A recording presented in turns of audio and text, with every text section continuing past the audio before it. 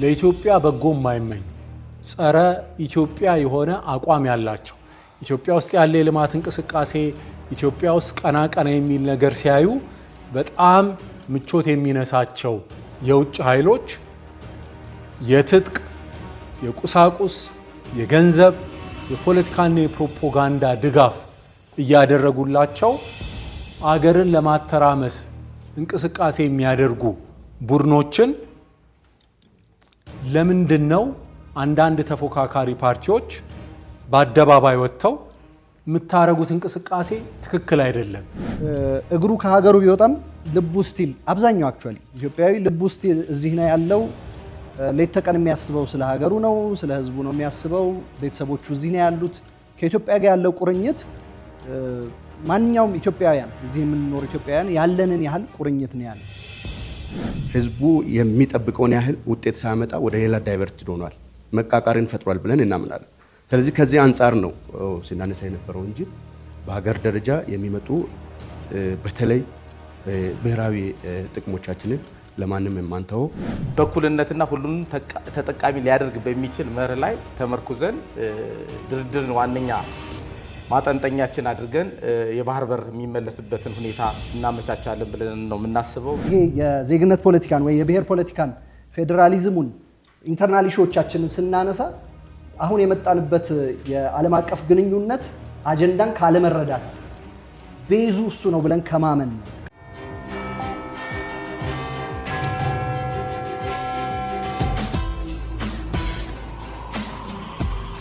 ምርጫ በሐሳብ ብልጫ ለኢትዮጵያ።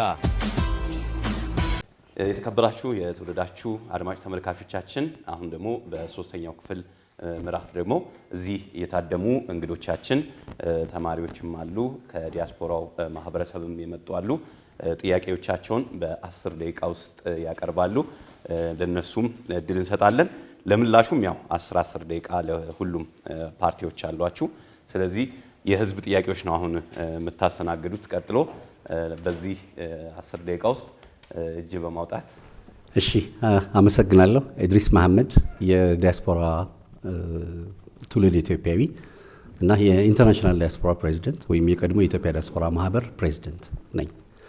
የምጠይቀው ጥያቄ በመጀመሪያ ገዢውን ፓርቲ ነው፣ ቀጥሎ ተፎካካሪ ፓርቲዎችን ነው። ገዢው ፓርቲ ላለፉት 5 ዓመታት ዲያስፖራ ፖሊሲን በተመለከተ የሚያካሄደው ምንም እንኳን ጥሩና ዜጋ ተኮር የሆነ ቢሆንም ነገር ግን በተፎካካሪዎች ፓርቲ የተነሱ ጥያቄዎች ፍትሃዊ ናቸው ብለን እንገምታለን። ያም ማለት በየኤምባሲዎቻችን ወይም ደግሞ በሚስዮኖቻችን የምትመድባቸው ግለሰቦች ዜጋ ተኮርንና ህብረተሰብን ለማሳተፍ ዝግጁ ያልሆኑ ናቸው። ስለዚህ ቅድም ዶክተር ጢሞቴዎስ የእርሶ ካፓሲቲ እዛ አሁን ያሉበት ቦታ ሲያንሶት ነው። ምክንያቱም የታዩ የተፈተኑ የተፈለጉ ሰው እስከሆኑ ድረስ በሚቀጥለው 5 ዓመት የኢትዮጵያ ህዝብ ይህንን እድል ከሰጡት የእርሶን ውጭ ጉዳይ ሚኒስትርን አመራር ላይ በጠቅላይ ሚኒስትሩ የሚቀጥሉ ከሆነ ይሄ ዜጋ ተኮር ፖሊሲ ተብሎ የነበረውን ወይም ደግሞ በውጭ የሚገኘውን የዲያስፖራ ኮሚኒቲ በምን አይነት መንገድ ሊመሩት ያስባሉ? ቅድምም ከተፎካካሪ ፓርቲዎች ይነሳ የነበረው ዲፕሎማሲን በተመለከተ እኛ ለህዳሴ ግድብ የተጫወትነው ሚና ኢትዮጵያ ውስጥ ከኖረው ኢትዮጵያዊ እኩል ዲፕሎማት፣ አምባሳደር ገንዘብ በማዋጣት የተጫወትነው የህዳሴ ግድብ ላይ እንደሚታወቅ ይታወቃል።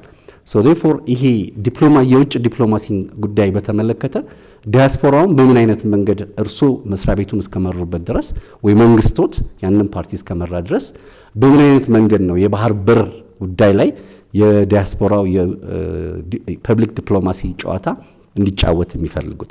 በመጨረሻ ገዢውን ፓርቲ ያው እንግዲህ እንደምናውቀው 10,000 እና ማራቶን ውድድር ከተቀረበ እነ ኃይሌና እነ ቀነኒሳ እንደሚያሸንፉ ወይም ተወዳዳሪዎች እነ ኬንያ እንደነበሩ ይታወቃል። እና እንዴት እዚህ ይለኛል ዓለም ላይ የ10,000 እና የ5,000 ውድድር ይቅር ተብሎ ነበር። ስለዚህ ገዢው ፓርቲ በእርግጠኝነት ይህን ምርጫ አሸንፎ በህዝብ እድል ከተሰጠው እኛም ዲያስፖራዎችን ፖሊሲ በተመለከተ አሁንም ከአባቶቻችሁ ከእናቶቻችሁ በፊት የነበረው ፓርቲ የወረሳችሁትን ፖሊሲ ነው የምትከተሉት ኦር የጥምር ዜግነትን ጉዳይ ተመልክታችሁ ዜጋ ታደርጉናላችሁ የሚል ጥያቄ ነው ለገዢው ፓርቲ የምጠይቀው። ተቃዋሚ ፓርቲዎች በዚህ ክርክር ውስጥ ደስ የሚል ነገር አይቻለሁ። መጀመሪያ ገዢው ፓርቲ የሰጣቸውን እድል ስርዓት፣ ኢትዮጵያዊ ጨዋነት በተሞላበት መንገድ ፖሊሲና ፖሊሲ ላይ በተመለከተ በታካሄዱት ነገር ትዝ ይለኛል ማለት ታዝቤያለሁ።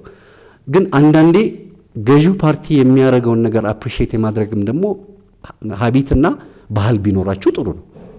ምክንያቱም ገዢው ፓርቲ የሰጣችሁ እድል በጋራችን ሀገር የማስተዳደር ፍላጎት መሆኑን ግልጽ አድርጎ አስቀምጦታል። ገዢው ፓርቲ ደግሞ ታይቶ ተፈትኖ የተፈለገ መሆኑን አይተናል። በተለይ የኢዜማ አመራሮች በትምህርት ሚኒስቴር ቦታ ተሰጥቷችሁ የተጫወታችሁት ሚና ታሪካዊ ነው። ስለዚህ ወደፊት ይሄ ከገዢው ፓርቲ ጋር እድላችሁን አሳምራችሁ እድል እንዲሰጣችሁና ሀገራችሁን እንድትመሩ ፖሊሲ እንድትቀርጹ አሁንም በትብብር መስራት ያለባችሁን ነገር በርቱ ላለው ቀጥሉበት። ከመድረክ አንድ ጥያቄ ነው የምጠይቀው። you seem to be concentrated on ወደ ክልል ላይ ብቻ የኮንሰንትሬት የማድረግ ነገር አይቻለሁ። ቤዛችን እኮ ክልል ነው፣ መሰረታችን ክልል ነው። ስለዚህ በርቱ። ክልል ላይ የሚወጡ ፖሊሲዎች ወደ ፓርላማ ይመጣል። ፓርላማ ላይ የሚመጡ ፖሊሲዎች ደግሞ ወደ ውጭ ጉዳይ ፖሊሲ ይመጣል። ስለዚህ አሁንም ክልል ላይ ሰላም እስካለ ድረስ ፓርላማ ላይ 4 ኪሎ ሰላም ይሆናል። ክልል ሰላም እስከሆነ ድረስ የውጭ ፖሊሲያችንም ይተባበራል። በርቱ። አመሰግናለሁ። መጀመሪያ ሁሉንም እዚህ ያሉትን ተፈካካሪ ፓርቲዎች ላመሰግን እወዳለሁ። በወንድማማዊነት ጨዋነት ጥያቄና መልስ እያካሄዳችሁ ነው። ይሄ መለመድ አለበት። በጣም ደስ ይላል።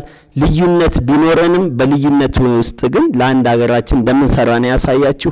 ለዛ ነው ስሜ አብርሃም ጥላሁን ይባላል። በዲያስፖራ ማህበር ስራ አስፈጻሚና በቦሌ የግል ተወዳዳሪ ነው። በዚህ 7ኛው ምርጫ ማለት ነው የገባሁት ወደ ፖለቲካ ከ6ኛው ከተካሄደው ምርጫ የተሻለና ዲሞክራሲ ይሆናል በሚል እምነት ስለሆነ እዚህ የገባው ደስ ይለኛል። ጥያቄ የምጠይቀው መጀመሪያ ለክብር ሚኒስተር ነው የሚሆነው። እንደሚታወቀው በተለመደ አሁን አንዳንድ ሰዎች ዲያስፖራውን ባገለለ መልኩ አንዳንድ አስተያየት ሲሰጡ ይታያልና ዲያስፖራው ደግሞ ለሀገሩ በአመት በሬሚታንስ መልክ ከ6 ቢሊዮን በላይ የሚልክን ትልቅ ማህበረሰብ ነው። ስለዚህ እናንተ የዜጎችን ክብር በውጭ ሀገራት የሚኖሩ ኢትዮጵያውያን መብትና ደህንነት እንዲከበር እንዲሁም በውጭ የሚገኝ የሰው ኃይልና ዕውቀት ለሀገር ግንባታ እንዲውል ምን የታቀደ ፖሊሲ ያላችሁ? ለሁሉም ተፈካካሪ ፓርቲዎች የምጠይቀው የባህር በር ጥያቄ የህልውና ጉዳይ ነው ወይስ የኢኮኖሚ እድገት ነው ብላችሁ ነው የምታምኑ? ካመናችሁስ መስዋዕትነት ለመክፈል ዝግጁ ናችሁ? አመሰግናለሁ። ጥያቄ ሁለት ጥያቄ ናቸው ለመድረክና ለትብብር ፓርቲ። መድረክ ለመጀመሪያ መድረክን ጠይቃለሁ። መድረክ የሀገር ውስጥ መረጋጋት ለውጭ ግንኙነት ስኬት ወሳኝ ነው የሚል አቋም አለው። ነገር ግን የዓለም አቀፍ ግንኙነት የሀገር ውስጥ የፖለቲካ እስኪስተካከል ድረስ አይጠብቅም። ኢትዮጵያ አሁን ካለችበት የምስራቅ አፍሪካ ዲፕሎማሲ ሽኩቻ አንጻር መድረክ ስልጣን ቢይዝ በታላቁ ህዳሴ ግድብና በባህር በር ጥያቄ ላይ አሁን ካለው መንግስት የተለየ ተግባራዊ ሊሆን የሚያስችል ስልት ይከተላል የሚል ጥያቄ ነው። ሁለተኛው ለትብብር ፓርቲ ነው። ትብብር ፓርቲያችሁ በብሔራዊ ጥቅም ላይ የተመሰረተ ዲፕሎማሲ እንደሚያስፈልግ ይገልጻል። ነገር ግን ብሔራዊ ጥቅም የሚለው ጽንሰ ሐሳብ በኢትዮጵያ ውስጥ ሰፊ የትርጉም ልዩነት አለው። ትብብር ፓርቲ በታሪክና በአንድነት ላይ ያተኮረ ንግግር የሚያዘወትር ከመሆኑ አንጻር ከምዕራባውያንና ከምስራቅ ዓለም ወይም ብሪክስ ጋር ያለን ግንኙነት ሚዛናዊ ለማድረግና የውጭ እርዳታ ጥገኝነትን ለመቀነስ ያላችሁ ተጨባጭ ኢኮኖሚ ዲፕሎማሲ ስልት ምንድነው የሚል ጥያቄ ነው። አመሰግናለሁ። የኔ ጥያቄ ለኢዜማ ወይም የኢትዮጵያ ዜጎች ለማህበራዊ ፍትህ ነው። ኢዜማ በተደጋጋሚ ዜጋ ተኮር ዲፕሎማሲን እንደ ዋና መርህ ያነሳል። ነገር ግን እንደ ኢትዮጵያ ባሉ በጂኦፖለቲካዊ ውጥረት ውስጥ ያሉ ሀገራት የዜጎች መብት ማስከበር ብቻውን የሀገርን የህልውና አደጋ ለምሳሌ የወደብ ጥያቄን ወይም የናይልን ውዝግብ እንዴት ሊፈታ ይችላል? ሌላኛው ፖሊሲያችሁ ከሰብአዊ መብት ጥበቃ ባለፈ እንደ ኃይል ሚዛን ወይም ፓወር ባላንስ ያሉ ጠንካራ የዲፕሎማሲ ስሌቶችን እንዴት ያስተናግዳል? እሺ አመሰግናለሁ። ሁለት የተመጠኑና አጭር ጥያቄዎች ለብልጽግና እንዲሁም ለኢዜማ አለኝ። ለብልጽግና ማነሳው ጥያቄ ከዚህ በፊት ኢትዮጵያ የአረብ ሊግ አባል ሀገራትን እንድትቀላቀል ምክር ሀሳብ ሲቀርብ ነበር፣ በተለይም ከታላቁ ህዳሴ ግድብ ጋር በተገናኘና ምናልባት ዶክተር የተጀመሩ እንቅስቃሴዎች አሉ ካሉ ምን ላይ ይገኛል እና ከሌለስ ደግሞ ብትመረጡ በቀጣዮቹ 5 ዓመታት ያው የብሪክስ ጉዳይ ሲነሳ ስለነበረ ኢትዮጵያ የአረብ ሊግ አባል ሀገራትን እንድትቀላቀል የምታደርጉት እቅድ አለው የሚለውን እሱን እንዲያነሱልኝ ነው። ሌላው ለብልጽግና ማነሳው ኢትዮጵያ በአሁኑ ወቅት ከጎረቤት ሀገራት ኤርትራን ጨምሮ ከሶማሊያና ከግብጽ ጋር ያላት ግንኙነት ውጥረት ውስጥ እንደሚገኝ ሪፖርቶች ያመለክታሉ። ታዲያ መንግስቱ የሚከተለው የዲፕሎማሲ ሀገሪቱን በቀጠናው ውስጥ እያገለላት ነው የሚልም ትችቶች ሲሰነዘሩ ይሰማል እና ለሀገሪቱ ደህንነት ጉዳት አይደለም ወይ? ከደህንነት አንጻርና የወደፊት እቅዳችሁ ብትመረጡ ወዳጆችን ሳይቀንሱ አዳዲስ አጋር ሀገራትን ከማፍራት አንጻር የሚያስችል ፖሊሲ መቅረጻችሁን ህዝቡ እንዴት ይመን የሚል ጥያቄ አለኝ።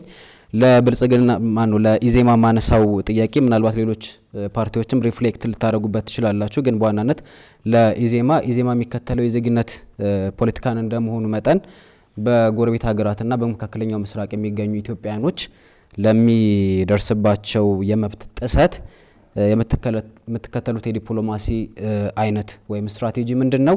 አሁን ካለው የብልጽግና መንግስት በምን ይለያል? አመሰግናለሁ። ሌሎች ተፎካካሪ ፓርቲዎች ደግሞ በተናጥልም የተነሳ ጥያቄ አለ፣ በጋራ ደግሞ ሀሳባቸውን እንዲገልጹም የተጠየቀ ጥያቄ አለ። እያንዳንዳችሁ በእርግጥ 10 ደቂቃ አላችሁ፣ ግን ከጥያቄው ብዛት ደግሞ ሱራፌል ያው የደቂቃ ምጣኔ እናደርጋለን። ችግር የለም። ያው አከራካሪዎች ያለን ስልጣን አለ በ5 ዓመት ያልተገደበ እሱን እንጠቀማለን። እሺ አሁን ደግሞ ምን ሄደው ያው ያፈራረኩ ስለሆነ ነው ወደ ብልጽግና እንመጣለን። ከዛ የኢትዮጵያ ዜጎች ለማህበራዊ ፍትህ ፓርቲ እንመጣለን። ሶስተኛ መድረክ ጋር እንመጣና አራተኛ የትብብር ይሆናል ማለት ነው። ወደ ቀዳሚ እንሄዳለን። ወደ ዶክተር ጌዲዮን። ጥሩ። ቅድም ከትብብር የተነሱትን በመመለስ ከዛ ከተሳታፊዎች ወደ ተነሱት ጥያቄዎች እሄዳለሁ። አንዱ ቅድም የተባለው ነገር የለመለመ ሳር ሁሉ የኔ ነው እያላችሁ ነው ተብሏል። ዋናውኛ የለመለመ ሳር መኖሩ ላይ እንኳን ከተግባባን ምስጋናውን ማን ይወስዳል የሚለውን በኋላ ልንከራከርበት እንችላለን። ግን ተስፋ እንዳለ ለውጥ እንዳለ ያንን ራሱ እውቅና መሰጠቱ በጣም ጥሩ ነገር ነው ማለት ፈልጋለሁ። ሌላው ከሰላም ጋር በተገናኘ ከተነሳው ነጥብ አኳያ ለሰላም ትብብር በጣም ትኩረት እንደሚሰጥ አጽንኦት ሰጥተው ተናግሯል። እኛም ለሰላም በጣም ትኩረት እንሰጣለን። ለዛ ነው የመከላከያ ሰራዊቱ ደጃፍ ላይ እያለ በፕሪቶሪያ የሰላም ስምምነት እንዲደረግ የተደረገው። ከዛም ባለፈ ከተለያዩ አማጺና ታጣቂ ቡድኖች ጋር በሀገርም ውስጥ ከሀገርም ውጪ የሰላም ንግግሮችን በማድረግ የሰላም ጥሪ በማድረግ ፈቃደኛ ሆነው ወደ ሰላማዊ እንቅስቃሴ ለመግባት ፍላጎት ላሳዩ ወገኖች ሁሉ የተዘረጋ እጅ በማኖር ወደ ሰላማዊ መንገድ እንዲመጡ ጥረት የተደረገው። ነገር ግን ብዙ ጊዜ የምናየው ምንድነው? ለኢትዮጵያ በጎ የማይመኙ ጸረ ኢትዮጵያ የሆነ አቋም ያላቸው ኢትዮጵያ ውስጥ ያለ የልማት እንቅስቃሴ ኢትዮጵያ ውስጥ ቀና ቀና የሚል ነገር ሲያዩ በጣም ምቾት የሚነሳቸው የውጭ ኃይሎች የትጥቅ፣ የቁሳቁስ፣ የገንዘብ፣ የፖለቲካና የፕሮፓጋንዳ ድጋፍ እያደረጉላቸው አገርን ለማተራመስ እንቅስቃሴ የሚያደርጉ ቡድኖችን ለምንድነው አንዳንድ ተፎካካሪ ፓርቲዎች በአደባባይ ወጥተው የምታረጉት እንቅስቃሴ ትክክል አይደለም፣ ሀገርን የሚጠቅም ሀገርን የሚበጅ አይደለም፣ በተለይ ከነንትና ጋር ያላችሁ ወዳጅነት ብለው ለማውገዝ ለምንድነው ወደፊት የማይመጡት የሚለው በጣም እንቆቅልሽ ይሆንብናል። ቅድም ከኢዜማ በኩል እዚህ ላይ ግልጽ የሆነ አቋም አይተናል። እንደዛ ያለውን አቋም ልናደንቅ እንፈልጋለን። ተመሳሳይ አይነት አቋም ግን አገርን የሚያስቀድም ከፖለቲካ ሽኩቻ ከፖለቲካ ፉክክር ዛሬ ማን ስልጣን ያዘ ነገ ማን ስልጣን ይዛል የሚለውን ሌላ ጉዳይ ሆኖ መሰረታዊ የሀገር ጥቅምን በተመለከተ ግን የጋራ አቋም ይዞ እነዚህን ኃይሎች የፖለቲካ ጉዳያችሁን በሰላም ፍቱ፣ ሌላ ከውጭ ኃይሎች ጋር ያለ ትስስር ትብብር ግን የሀገርን ሉዓላዊነትና አንድነት አደጋ ላይ የሚጥል ብሔራዊ ጥቅምን የሚሸረሽር እንቅስቃሴን ግን እናወግዛለን የሚል ጠንካራ አቋም ማየት እንፈልጋለን። ምክንያቱም ዛሬ ስልጣኑን የያዘው ብልጽግና ሊሆን ይችላል፣ ነገ ደግሞ ሌላ ፓርቲ ሌላ የፖለቲካ ስብስብ ስልጣን ይይዛል። ይሄንን አጉል የፖለቲካ ባህል ዛሬ ካልቀረፍ ነው ዛሬ ካላስተካከል ነው ነገ ትብብር ስልጣን ቢይዝ ወይ ኢዜማ ስልጣን ቢይዝ እኔ ስልጣን አላገኘሁም ያለ እንዳለ ወይ ካይሮ ወይ አስመራ የሚመላለስ ከሆነ እንደ ሀገር የጋራ ኪሳራ ነው የሚደርስብን እና ይሄንን በጣም የተጣመመ የተንሸዋረረ የፖለቲካ ባህል ለማድረቅ ተነሳሽነት ቁርጠኛ አቋም ከሁሉም ፖለቲካ ፓርቲዎች ማየት እንፈልጋለን።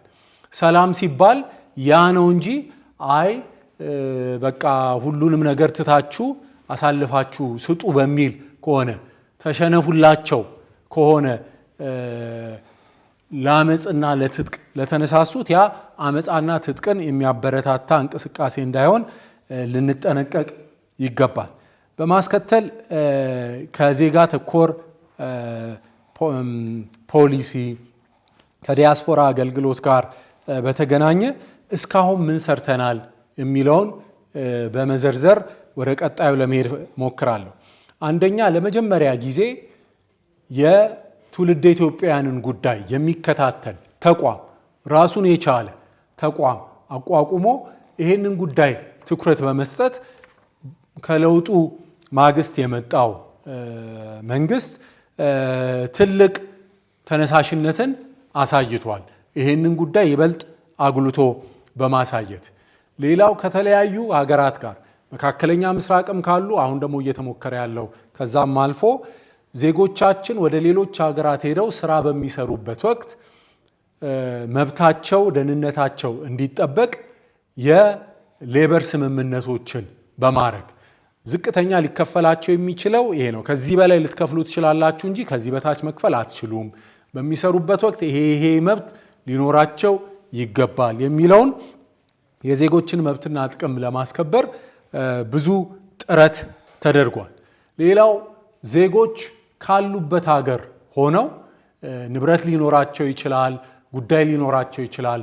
ውክልና የሚሰጥበት ጉዳዮቻቸውን የሚከታተሉበትን ስርዓት በተቻለ መጠን በማዘመንና ዲጂታይዝ በማድረግ ከተለያየ ቦታ ሆኖ አገልግሎት እንዲያገኙ ጥረት እየተደረገ ይገኛል።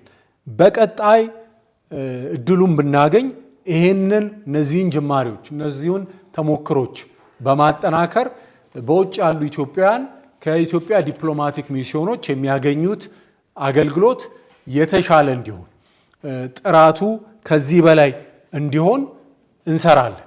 ተቋማዊ ማድረጋችን እንደተጠበቀ ሆኖ እስካሁን የሰራነው ነገር እንደተጠበቀ ሆኖ ማለት ነው።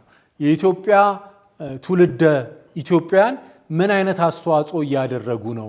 ከሌላ ሀገር ኖረው ልምድ አግኝተው ተሞክሮ ኖሯቸው ሀብት እውቀታቸውን ይዘው የተመለሱ ኢትዮጵያውያን ምን አይነት እንቅስቃሴ እያደረጉ ነው የሚለው እዚሁ ክፍል ውስጥ ማሳያ አለ። ቅድም ለምሳሌ ወንድሜ አብርሃም በግል የምርጫው ተሳታፊ እንደሆነ ገልጿል። ዲያስፖራ ነው። የዲያስፖራ አደረጃጀት ውስጥ በአመራርነትም የተሳተፈ ነው። ግን ደግሞ አሁን በአገሬ ፖለቲካ ውስጥ ንቁ ተሳትፎ ማድረግ እፈልጋለሁ ብሎ እጩ ሆኖ እየተንቀሳቀሰ ነው። እንደዚህ በፖለቲካው በተለያዩ የኢኮኖሚና ማህበራዊ መስኮችም አስተዋጽኦ የሚያደርጉ ኢትዮጵያውያን አሉ። በዓላትን፣ ሌሎች አጋጣሚዎችንም በመጠቀም ወደ ሀገራችሁ ኑ፣ ወደ ሀገራችሁ ተመለሱ፣ ሀገራችሁን ጎብኙ፣ በሀገራችሁ ኢንቨስት አድርጉ፣ በማህበራዊ ተቋማት አገልግሎት ስጡ፣ አስተምሩ፣ አክሙ በሚሉ የተለያዩ መድረኮችን እናመቻቻለን። ይሄንን አጠናክረን እናስቀጥላለን። በዲፕሎማሲው መስክ የኢትዮጵያ ዲያስፖራዎች ባሉበት ሀገር ብዙዎቹ ለኢትዮጵያ ጠበቃ ሆነው ያገለግላሉ። ባላቸው ቋንቋ የሀገሩን ፖለቲካ በመረዳት ለምሳሌ ብዙዎቻችን የምናውቃቸው የምናደንቃቸው በአረብኛም በሌሎች ቋንቋዎችም በዓለም አቀፍ መድረኮች በሚዲያዎች ላይ ወጥተው ለኢትዮጵያ የሚሞግቱ ኢትዮጵያን ያስቀደሙ የምንኮራባቸው ትውልደ ኢትዮጵያውያን አሉ።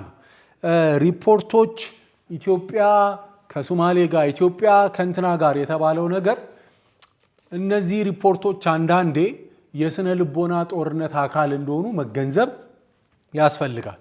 አንዳንድ ኃይሎች የሚመኙትን ነገር እውን እንዲሆንላቸው የሚፈልጉትን ነገር ባሉባልታ ወሬ በማራገብ ከዛ በኋላ ያ ችግር እንዲፈጠር ጥረት ያደርጋሉ። ከሶማሌ ጋር የኢትዮጵያ ግንኙነት ምን ይመስላል የሚለውን ተጨባጭ ነባራዊ ሁኔታውን ማየት የተሻለ ግንዛቤ ሊፈጥር ይችላል።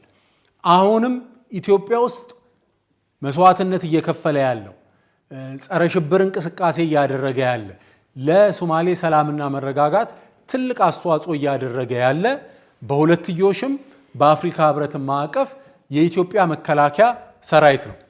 ከ2-3 ቀን በፊት ራሱ የሶማሌው ፕሬዝዳንት ይሄንን እውቅና በመስጠት መቼም የማንረሳው ውለታ ነው ብለው ንግግር አድርገዋል። እኚሁ መሪ በጅጅጋ በአዲስ አበባ በተለያዩ ጊዜያቶች ደጋግሞ በመምጣት በቀጠናዊ ጉዳይ ላይ ከኢትዮጵያ አመራሮች ጋር ምክክር እንደሚያደርጉ ይታወቃል።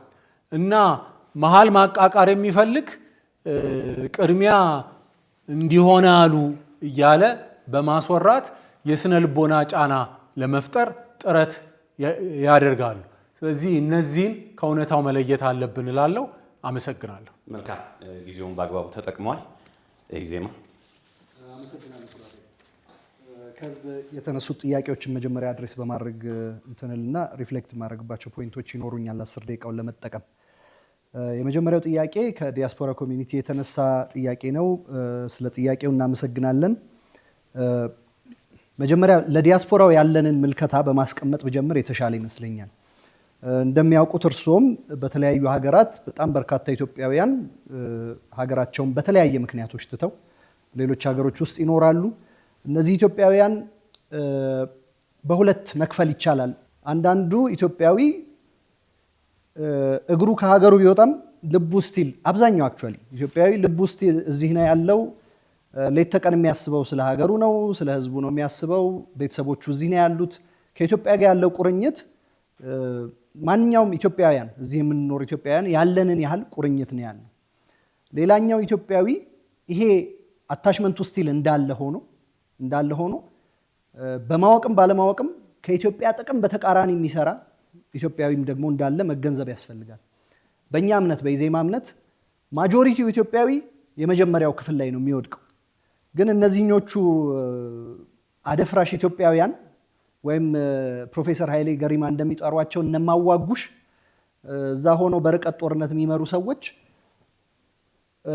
በጣም ጨዋሂ ስለሆኑ ሶሻል ሚዲያ ፕሬዘንሳቸው አብዛኞቹ ስራ ፈት ስለሆኑ እውነት ለመናገር ሶሻል ሚዲያ ላይ ተጥደው ስለሚውሉ የነሱ ጩኸት የበዛ ይመስላል። የኛ አረዳድ ይሄ ነው። ፎከሳችን ለሁለቱም ጥቅም መቆም እንዳለ ሆኖ ፎከሳችን በመጀመሪያው ኢትዮጵያውያን ላይ ያተኮረ ነው የሚሆነው። የነሱን ጥቅም ደህንነት ማስጠበቅ ላይ ትኩረት አድርገን የምንሰራበት ነው። ኢዜማ እዚህ ከተቀመጡ ፓርቲዎች ብቸኛው ፓርቲ ነው የዲያስፖራ ፖሊሲ ያለው።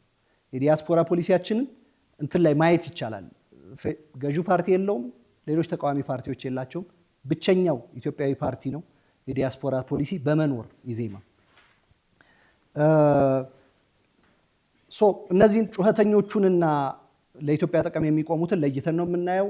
ቅድም እንዳልኩት አንድ አባባል አለ ይሄንን በደንብ የሚገልጽ በባህሩ ውስጥ ከእንቁራሪቶቹ ጩኸት የተነሳ ባህሩ የእንቁራሪቶቹ ቢመስልም ለክብራቸው ሲሉ ዝም ያሉ ብዙ አሳዎች አሉ የሚል አባባል አለ። ለክብራቸው ሲሉ ዝም ያሉ ኢትዮጵያን የሚወዱ ለኢትዮጵያ ጥቅም የሚቆሙ ብዙ ዲያስፖራዎች እንዳሉ እንገነዘባለን። ለነሱ ጥቅም እስከ ጥግ እንደማንኛውም ኢትዮጵያዊ ለማንኛውም ኢትዮጵያዊ እንደምናደርገው ሁሉ እንቆማለን። በመቀጠል ለገዢው ፓርቲ ለጠንካራ ጎኑ እውቅና መስጠት የሚለው ክሪቲሲዝም እኛን የሚመለከት አይመስለን። እኛ በግልጽ እንዳስቀመጥን ሁልጊዜ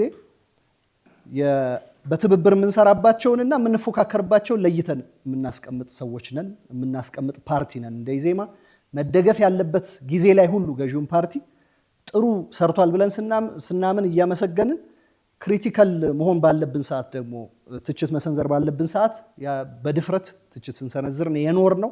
በዚሁ መንገድ ነው የምንቀጥለው። ይህን የምናደርገው ለገዢው ፓርቲ ብለን አይደለም፣ ያለን አንድ ሀገር ስለሆነ ነው። ተባብረን ሰርተንም ከተሳካልን በጣም ትልቅ ነገር ነው። አይደለም ተከፋፍለንና በተጻራሪ ቆመን ለሀገር ጥቅም ላይ ተባብረን ሰርተን ከተሳካልን እንኳን እድለኞች ነን ብለን ስለምናምን ከገዢው ፓርቲ ጋር ብቻ ሳይሆን ከማንኛውም ፖለቲካ ፓርቲ ጋር ከተቃዋሚውም ከገዢውም ከማንኛውም ምድራዊ ኃይል ጋር ለኢትዮጵያ በጎ ያስባል ብለን ከምናስበው ሁሉ ጋር በዚሁ መስመር ነው የምንሰራው፣ በትብብር ነው የምንሰራው ሀገራዊ ጥቅምን ባስቀደመ መልኩ። በትምህርት ሚኒስቴር የሰራውን ስራ እውቅና ስለሰጡ እናመሰግናለን። በትብብር ስሩ የተባለውን በዚህ ይሄድበታል። ባህር በር ህልውና ወይስ ኢኮኖሚ የሚል ጥያቄ ተነስቷል። ባህር በር የሁለቱም ኢሹ ነው። ሲጀመር ኢኮኖሚ የሚባለው ራሱ አሁን ላይ ባለው ዓለም የህልውና ጉዳይ ነው ብለን ነው የምናምነው። ሴኩሪታይዝ ማድረግ ኢኮኖሚውን፣ እድገትን፣ ዴቨሎፕመንትን ሴኩሪታይዝ ማድረግ ተገቢ ነው ብለን ነው የምናምነው። የባህር በር ኢሹ ግን ከኢኮኖሚ ጥያቄ ያልፍና የደህንነት ጥያቄም ይሆናል። በዓለም ላይ እንደሚታወቀው ማለት ነው የባህር በር ያላቸው ሀገራት ራሳቸውን የመከላከል አቅማቸው በዛው ልክ ይጨምራል። ከጎረቤት ከሌሎች ሀገሮች የሚመጣውን ጥቃት የመመከት አቅማቸው በዛው ልክ ይጨምራል። ኢትዮጵያ የባህር በር ያስፈልጋታል ስንል ከሴኩሪቲም አንጻር ከኢኮኖሚም አንጻር የህልውና ጉዳይ ስለሆነ ነው። ኢዜማ ከምስረታው ጀምሮ የባህር በር ኢትዮጵያ ማግኘት አለባት ብሎ የተነሳ ፓርቲ ነው። በምን መልኩ የሚለውን አስቀምጠናል። በተቻለ መጠን ሰላማዊ ሆነ በድርድር ሰጥቶ በመቀበል መርህ ማግኘት እንደሚገባን፣ እሱ ባይሳካ ሌሎች ፕላን ቢዎችን አስቀምጠን የባህር በር ማግኘት የህልውና ጉዳይ ነው ብለን አስቀምጠናል። ሌላው ከዩኒቨርሲቲ ተማሪ እህቴ የተነሳው ጥያቄ ዜጋ ተኮር ፖለቲካ ላይ ብቻ ከማተኮር ጂኦፖለቲካውን በተመለከተ ሰብአዊ መብት ላይ ብቻ ከሰብአዊ መብት አንጻር ብቻ ከማየት የውጭ ጉዳይ ፖሊሲን ፓወር ባላንስን እንዴት ታያላችሁ የሚለው የኢዜማ መነሻ እንትን የሚጀምረው የውጭ ጉዳይ ፖሊሲያችን የሚጀምረው አሁን ያለውን ዓለም አሰስ ከማድረግ ነው። አሁን ባለው ዓለም በፊት የነበረው አይነት ሩልስ ቤዝድ ኦርደር የሚባለው በህግ ብቻ ዓለም ከምትመራበት ከሚመስል በፊትም አልነበረም ግን ከሚመስል እንትን ወጥቶ አሁን ቦልድሊ ሀገራት በጥንካሬያቸው የሚመዘኑበት ዘመን ላይ ነው ያለ ነው። ቅድም ስናነሳቸው የነበሩት ኢንተርናል ፖሊሲ የውስጥ ፖሊሲያችን ውጭው ላይ ሪፍሌክት ያደርጋል እያልን ስናነሳ የነበረው ከዚህ አንጻር ነው። የአገራት ጥንካሬ በምን ካልሽኝ ተደማጭነት እንዲኖረን በዓለም አቀፍ ደረጃ በኢኮኖሚው በወታደራዊ መልኩ ጂኦፖለቲካ አቀማመጣችን እኛ እድለኛ የሆንበት ማለት ነው በተወሰነ ደረጃ ጂኦፖለቲካ አቀማመጣችን፣ ከዛ ደግሞ የዲፕሎማቶቻችን ጥራት መንግስትን ገዢው ፓርቲን ስንተችበት የነበረው የዲፕሎማቶቻችን ጥራት መጉደል፣ እነዚህ ሁሉ ተዳምረው ነው የአንድን ሀገር ዲፕሎማሲ ሰክሰስፉል እንዲሆን እንዳይሆን የሚያደርጉት። ልዩነታችንን ለማጉላትና ለማሳየት ለእናንተ ለመራጮች ለማሳየት ስንል ዜጋ ተኮር ፖለቲካው ላይ አተኩረን ሊሆን ይችላል እንጂ ዲፕሎማሲ የሚባለው ነገር የውጭ ግንኙነት የሚባለው ነገር ከዚህ ሁሉ ቅኝት የሚመጣ ውጤት እንደሆነ እንገነዘባለን። በዛው ላይ በእያንዳንዱ ላይ ፖሊሲዎች ያሉት ፓርቲ ነው ኢዜማ። ይፋ እንዳደረግነው ፔጆቻችን ላይ ሄዳችሁ ማየት እንደምትችሉት 50 ፖሊሲዎችን ቀርጸናል። ከሱ ውስጥ አንደኛው ይሄ የውጭ ጉዳይ ፖሊሲ ነው ማለት ነው። በመካከለኛው ምስራቅ ያሉ ዜጎቻችንን ኢሹ የተነሳውን ለመመለስ ያህል ቅድም ያልኩት በውጭ የሚኖሩ ኢትዮጵያውያንን ከምናይበት መነጽር አብሮ የሚቀዳ መሆኑ እንደተጠበቀ ሆኖ በተለይ በአረብ ሀገራት የሚኖሩ ኢትዮጵያውያን፣ በመካከለኛው ምስራቅ የሚኖሩ ኢትዮጵያውያን የተለየ ካራክተር እንዳላቸው ደግሞ እንረዳለን። በአብዛኛው ቅድም ወንድሜ የጠቀሰው ሬሚታንስ ከሚመጣባቸው ቦታዎች አንዱ ይሄ መካከለኛው ምስራቅ ሪጅን ነው። እሱን የሚያደርጉት ደግሞ በአብዛኛው ፕሮፌሽናል ባልሆነ ስራ ላይ የተሰማሩ ሴት እህቶቻችን ናቸው። ቢግ ሪስፔክት ለነሱ፣ በጣም ትልቅ አክብሮት ነው ያለን። የነሱን ደህንነት መጠበቅ ኢትዮጵያ ውስጥ ያለውን ዜጋ ደህንነት እንደመጠበቅ ሁሉ ምናልባትም ከዛ በላይ ትኩረት ሊሰጠ የሚገባ እንደሆነ እንገነዘባለን። በዛ ትኩረት የምንሰራበት ነው የሚሆነው። ነገር ግን ይህንን ነገር ለአንዴና ለመጨረሻ ጊዜ ሶልቭ ለማድረግ ቅድም ወዳልኩት ሀገራዊ ጥንካሬን፣ ሀገራዊ የኢኮኖሚ ሉዓላዊነትን ማረጋገጥ ቅድሚያ ሊሰጥ የሚገባ ስራ ነው። አሁን ባለው ዓለም ድሃን የሚያከብር ጥቂት ነው ወይ የለም። ደካማን የሚያከብር ወይ ለደካማ በችሮታ ነገሮችን የሚያደርግ የለም። አሁን ባለው ዓለም መጠንከር መጠንከር መጠንከር ብቸኛው አማራጭ ነው። ከሱ አንጻር ነው የምናየው። ኢኮኖሚያችንን በማሳደግ እነዚህ ሴቶቻችን ፕሮፌሽናል የሆኑ ሰራተኞች ሆነው የሚሄዱበትን መብታቸው የሚጠበቅበትን ነገር እንደ ኢዜማ እናረጋግጣለን። ኢዜማ መንግስት ሲሆን ቅድም ክቡር ሚኒስቴር ወደ አነሱት ሀሳብ መመለስ እፈልጋለሁኝ።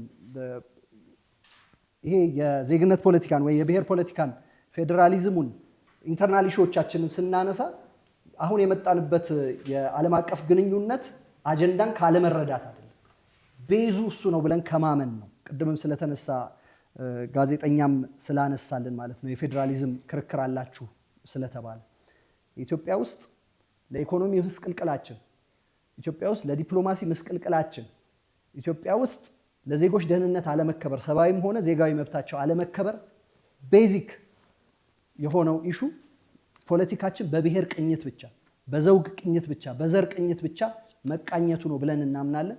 እንደ ኢዜማ ይሄንን መቀየር ስንችል ብቻ ነው ኢትዮጵያ ውስጥ ሰላምን ማረጋገጥ የምንችለው፣ የዲፕሎማሲ ስኬት ማረጋገጥ የምንችለው፣ ኢኮኖሚያዊ እድገት ማምጣት የምንችለው።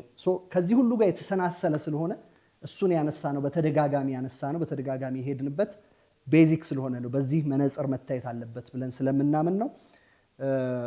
ኢዜማ እነዚህን አይነት ፖሊሲዎች ያለው መሆኑን አውቃችሁ እዚህ ያላችሁ ታዳሚዎቻችን የመምረጥ መብታችሁን ተጠቅማችሁ በቴሌቪዥንም የምትከታተሉን በሬዲዮ የምትከታተሉን ኢዜማን ምረጡ። ምልክታችን ሚዛን ነው ማለት እንፈልጋለን። ሚዛንን ምረጡ፣ ኢዜማን ምረጡ። የኢትዮጵያን ታላቅነት በጋራ እናረጋግጥ ማለት እፈልጋለሁ። አመሰግናለሁ። እናመሰግናለን። መድረክ አመሰግናለሁ። ሱራፌልና ሊዲያ ወደኛ ፎርዋርድ የተደረጉ ተመልካች የመጡ ጥያቄዎችን ሪፍሌክት አደርጋለሁ። የመጀመሪያው እንደ መድረክ ሀገራዊ ፓርቲ ነው፣ ግንባር ነው። 4 አንጋፋ ክልሎችን አቅፎ የተደራጀ ፓርቲ ነው። ጠንካራ የሆነ በሀቀኛ ፌዴራሊዝም የሚያምን ፓርቲ ነው። ከዚህ አንጻር ስልጣን የሚመነጨው ከክልል ነው ብሎ ስለሚያምን የፌዴራል መንግስት ስልጣን ከክልሎች መንግስታት ይመነጫል ብሎ ስለሚያምን በሀገር ጉዳይም ክልሎች ጠንካራ የሆነ አቋም ሊኖራቸው ስለሚያስፈልግ ከዛ አንጻር ያቀረብነው ሀሳብ እንደሆነ እንዲረዱልን እንፈልጋለን። በዜግነት ፖለቲካ ትኩረት አድርገው የሚሰሩ የእኛን አቋም ስለማይቀበሉ በዛ መልክ ሊያነሱ ይችላሉ። ሌላው በትብብርና በፉክክር መካከል እኛም ሚዛናዊ ሆነን ነው እንደ መድረክ እስካሁን ስንንቀሳቀስ የነበረው። ቅድም መግቢያ ላይ ሳቀርብ እንደነበረው በሀገር ደረጃ የተገኙ ስኬቶችን እውቅና ሰጥተን ያለፍ ነው። ነገር ግን ወደ አንድ ሚዛናዊ ያልሆኑ ወደ አንድ ያጋደሉ ከሆኑ የሚያመጡት ተጽዕኖም እንደ ስጋት አስቀምጠን ያለፍ ነውና ከዛ አንጻር እንዲታይ ለምሳሌ የብሪክስ ፕላስ አባልነትን እንደ ፖዚቲቭ ተቀብለን ነገር ግን ረጅም ጊዜ የቆየ ስትራቴጂካዊ ግንኙነታችንን ከምዕራቡ ዓለም ጋር እያመጣ ያለው ኢኮኖሚያዊ ኢምፓክቱንም ስለምንሰጋ ከዛ አንጻር ነው ያነሳ ነው። ሌሎችንም የባህር በር ጥያቄ አያያዙን ነው ተችተን ያለፍ ነው። ምክንያቱም ውጤት እስኪያመጣ ድረስ በውስጥ ሲብሰለሰል መቆየት ነበረበት ብለን እናምናለን። ምክንያቱም ፈንድቶ የወጣበት ጊዜ ትንሽ የችኮላ አይነት ስለሆነ ህዝቡ የሚጠብቀውን ያህል ውጤት ሳያመጣ ወደ ሌላ ዳይቨርት ሆኗል፣ መቃቃርን ፈጥሯል ብለን እናምናለን። ስለዚህ ከዚህ አንጻር ነው ስናነሳ የነበረው እንጂ በሀገር ደረጃ የሚመጡ በተለይ ብሔራዊ ጥቅሞቻችንን ለማንም የማንተወው ከየትኛውም አካል ጋር ተባብረን የምንሰራው እንደሆነ እንዲታወቅልን እንፈልጋለን። ለኢትዮጵያ ሕዝብም ይህንን ማሳየት እንፈልጋለን። ሌላው የባህር በር ጉዳይ እኛ የኢኮኖሚ ጉዳይም ነው የሴኩሪቲ ጉዳይም ነው ብለን እናምናለን። ስለዚህ የህልውና ጉዳይ ነው ብለን እናምናለን።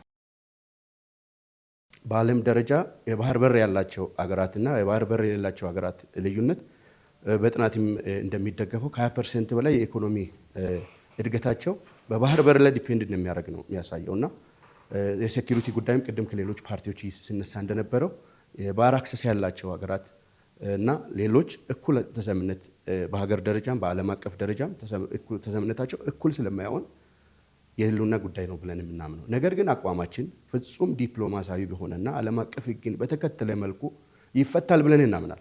ለምሳሌ ለ30 ዓመታት የቆየ የኤርትራ ጉዳይ የኢትዮ ኤርትራ ጉዳይ መፈታት ተችሎ ነበር።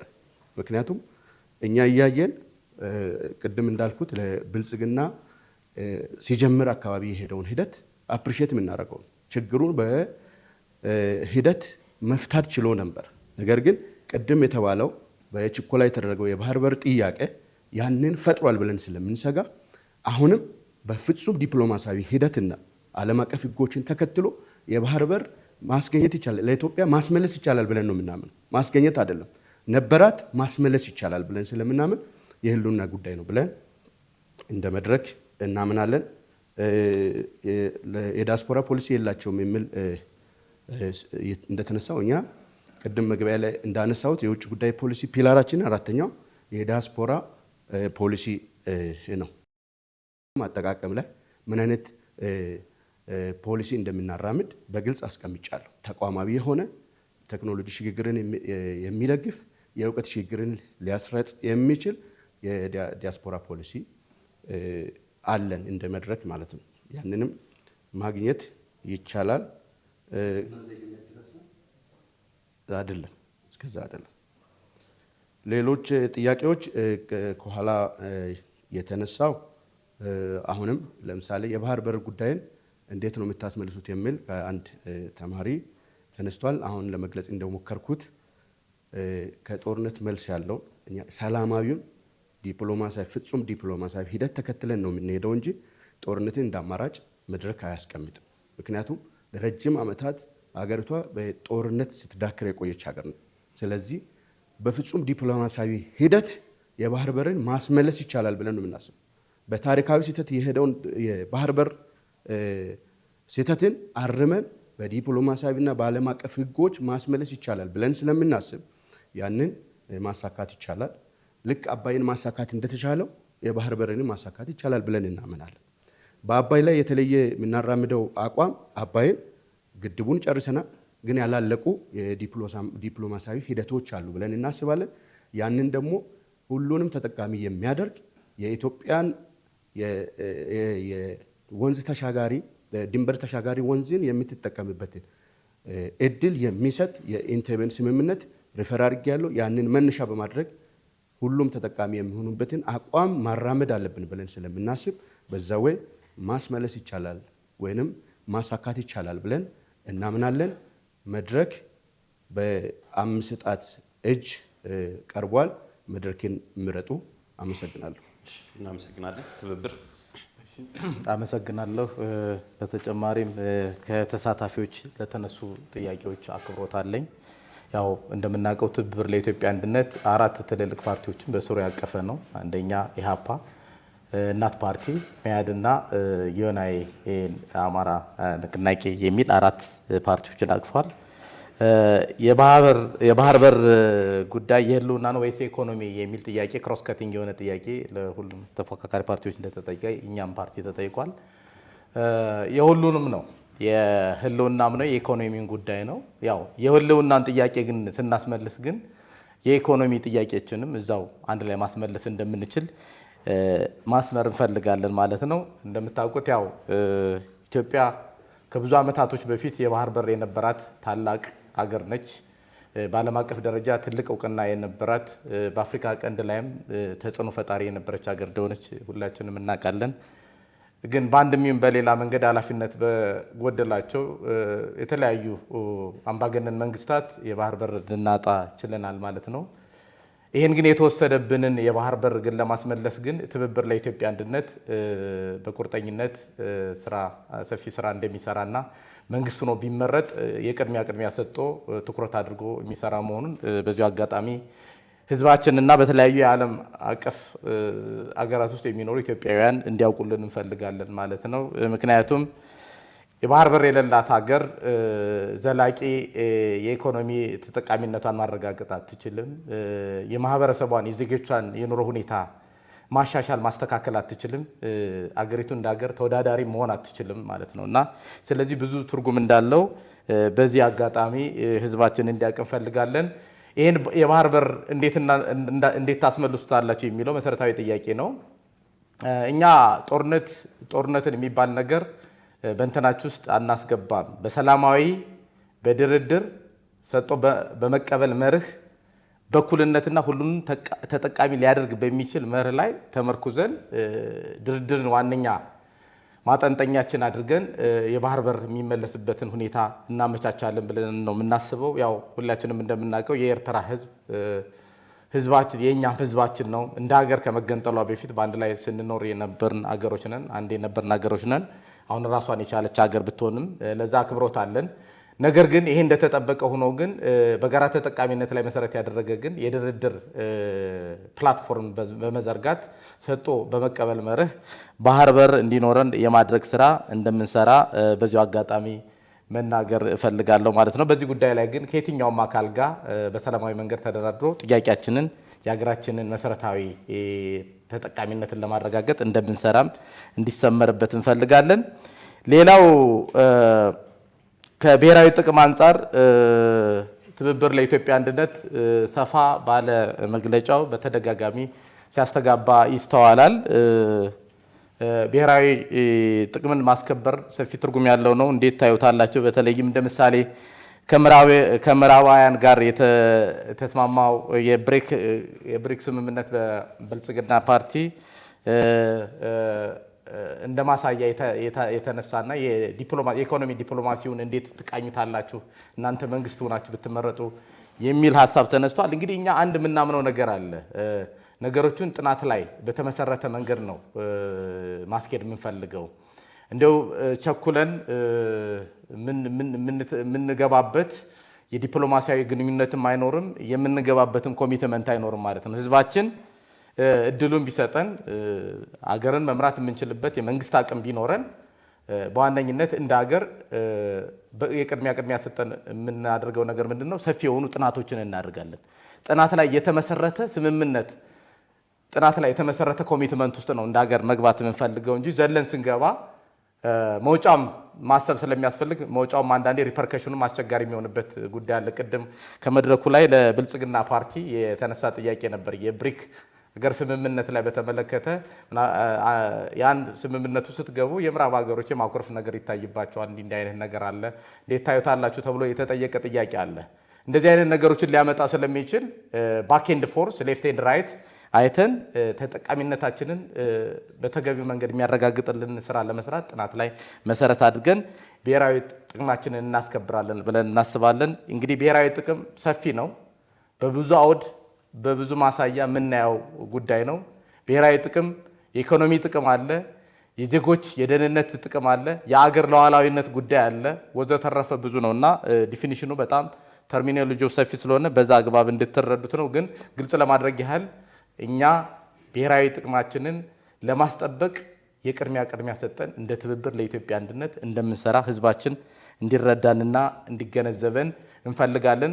በማኒፌስቶአችንም በግልጽ የተቀመጠ ነገር ነው። በማያሻማ ሁኔታ በግልጽ የተቀመጠ ነገር ነው ማለት ነው። ሌላው ኦፕሽናል ጥያቄ ተነስቷል። በዋነኝነት ለአንድ ተፎካካሪ ፓርቲ የተነሳ ነው። የዜግነት ፖለቲካ ታራምዳላችሁ፣ ነገር ግን በተለያዩ የዓለም አቀፍ ሀገሮች ውስጥ በአረብ ሀገር ጨምሮ የሚኖሩ ኢትዮጵያውያን በአንድም በሌላ መንገድ የተለያዩ እንግልቶች፣ የሰብአዊ መብት ጥሰቶችና የተለያዩ ችግሮች የሚደርሱበት ሁኔታ አለ። ያን እንዴት ነው እናንተ መንግስት ሆናችሁ ብትመረጡ እንዴት ታስተካክላላችሁ ተብሎ ለተጠየቀው ነገር እኛ ዜጋ ተኮር ስራ ነው የምንሰራው እንደ ትብብር ለኢትዮጵያ አንድነት። የሰዎች የሰዎችን ሁለንተናዊ ደህንነት የመጠበቅ የመንግስት የቅድሚያ ስራ ነው ብለን እናስባለን። ለዜጋችን ትልቅ ክብር፣ ትልቅ ትኩረት እንሰጣለን። ምክንያቱም አገር የምትገነባው አገር እንደ አገር የምትቀጥለው ዜጎች እንደ ዜግነት ሰብአዊ መብታቸው ሁለንተናዊ መብታቸው ተከብሮ በዜግነት መኖር ሲችሉ እንደሆነ ስለምናምን የዜጎችን ጥቅምና ክብር ለማስከበር የማንደራደርበት መሆኑና በተለይም ይሄ ከዲፕሎማሲ ስራዎች ጋር አብሮ የሚገናኝ ነገር ነው።